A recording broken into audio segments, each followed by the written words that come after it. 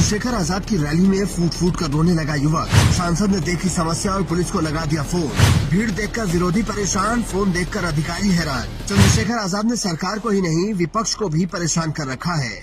अब उनकी वजह से पीडीए वाले चाचा का भी रथ तैयार है और बसपा के युवराज भी जमीन पर उतरने का प्लान बना रहे हैं। लेकिन सवाल ये है कि क्या उनकी रैलियों में इस तरह की भीड़ जुट सकती है जिस तरह की भीड़ चंद्रशेखर आजाद की रैलियों में उमड़ रही है। मुजफ्फरनगर, आगरा और अब संत कबीर नगर, हर रैली में भीड़ का नया रिकॉर्ड बना। लेकिन ये बात नई नहीं है। नई बात यह है कि चंद्रशेखर आजाद की रैली में जो लोग आ रहे हैं उनकी दीवानगी किस हद तक है। वो कभी पोल पर चढ़ते नजर आते हैं तो कभी छतों से अपने नेता का दीदार करते हैं और जब अपने नेता को देखते हैं तो ज़ारों कतार रोने लगते हैं। इस युवक की आंखों में आंसू देखकर चंद्रशेखर आजाद ने तुरंत कहा कि अपनी समस्या अधिकारी को बता दो, मैं बात करूंगा। जिन क्रांतिकारियों ने देश को आजाद कराया, उन्होंने प्राणों के बलिदान दिए, तो रोके काम चलेगा, तैयार होना पड़ेगा लड़ाई लड़ने के लिए, तभी काम चलेगा। ना मेरी बात को आप याद रखना, होना पड़ेगा, जाना पड़ेगा। हाँ, धन्यवाद।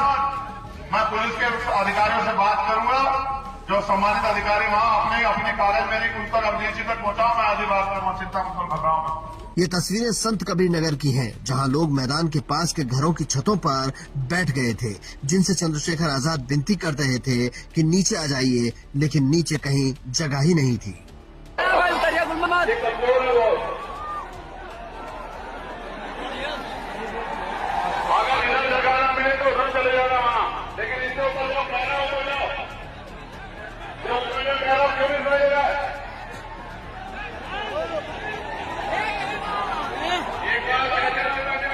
चंद्रशेखर आजाद की यही दीवानगी उन्हें बाकी लोगों से अलग नेता बनाती है। उनकी वजह से ही अब विपक्ष को भी अपनी तैयारी में जुटना पड़ा है। संत कबीर नगर के बाद चंद्रशेखर आजाद यूजीसी पर दिल्ली से सरकार को घेरते नजर आएंगे और यहां से उसका अंदाजा लगाया जा सकता है। आपसे जीतना नहीं है, मेरी बात को आप याद रखें। एक और समस्या सबसे बड़ी वो है अच्छा स्वास्थ्य। कहते हैं कि भाई स्वास्थ्य से बड़ा कुछ नहीं है, लेकिन बीमार होने पे अस्पतालों के हाल ये है। आप जाइए सरकारी अस्पताल में, डॉक्टर नहीं मिलेगा, टेस्ट नहीं होगा, दवाई नहीं मिलेगी और तमाम तरह की परेशानियां, साफ सफाई में कमी। लेकिन इसका भी सुधार है, समाधान कैसे? जो लोग कानून बनाते हैं, जो लोग कानून लागू कराते हैं, इनका इलाज आप सरकारी अस्पतालों में करवा दो।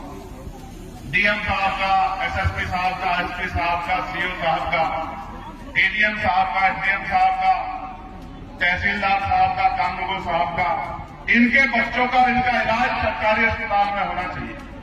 विधायक जी का, सांसद जी का, मंत्री जी का, जिला पंचायत सदस्य जी का, चेयरमैन साहब का, जिला पंचायत अध्यक्ष